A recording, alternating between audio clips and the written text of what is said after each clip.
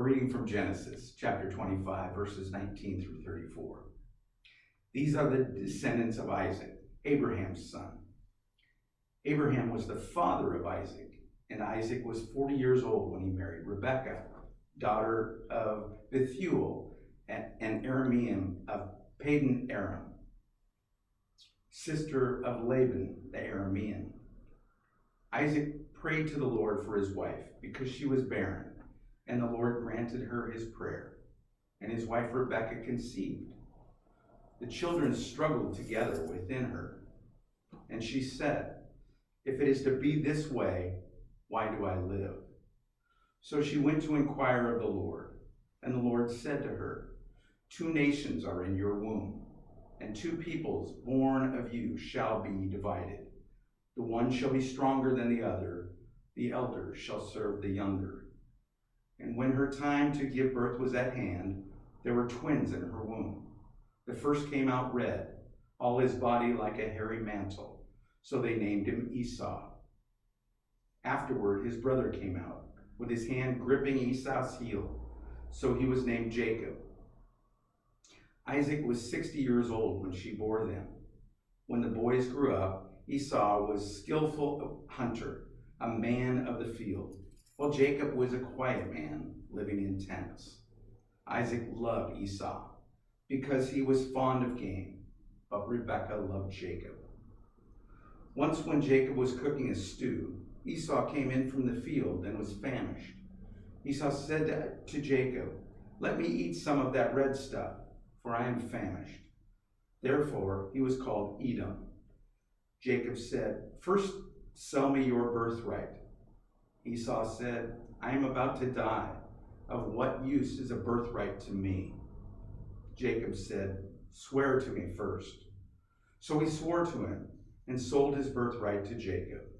Then Jacob gave Esau bread and a lentil stew, and he ate and drank and rose and went his way.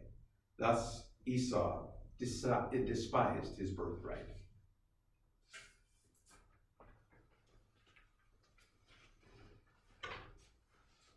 Today's gospel is from Matthew, the 13th chapter, verses 24 through 30, and then 36 through 43.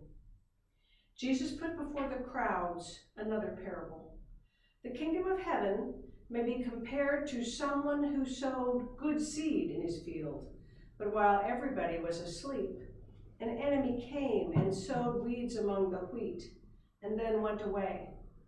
So when the plants came up and bore grain, then the weeds appeared as well. And the slaves of the householder came and said to him, "Master, did you not sow good seed in your field? Where then did these weeds come from?" He answered, "An enemy has done this." The slave said to him, "Then do you want us to go and gather them?" But he replied, "No, for in gathering the weeds, you would uproot the wheat along with them. Let both of them grow together until the harvest. And at harvest time, I will tell the reapers, collect the weeds first and bind them in bundles to be burned, but gather the wheat into my barn." Then he left the crowds and went into the house. And his disciples approached him, saying, "Explain to us the parable of the weeds of the field." He answered, "The one who sows the good seed is the Son of Man. The field is the world, and the good seed are the children of the kingdom. The weeds are the children of the evil one, and the enemy who sowed them is the devil. The harvest is at the end of the age, and the reapers are angels. Just as the weeds are collected and burned up with fire, so will it be at the end of the age. The Son of Man will send his angels, and they will collect out of his kingdom all causes of sin and all evildoers, and they will throw them into the furnace of fire, where there will be weeping and gnashing of teeth.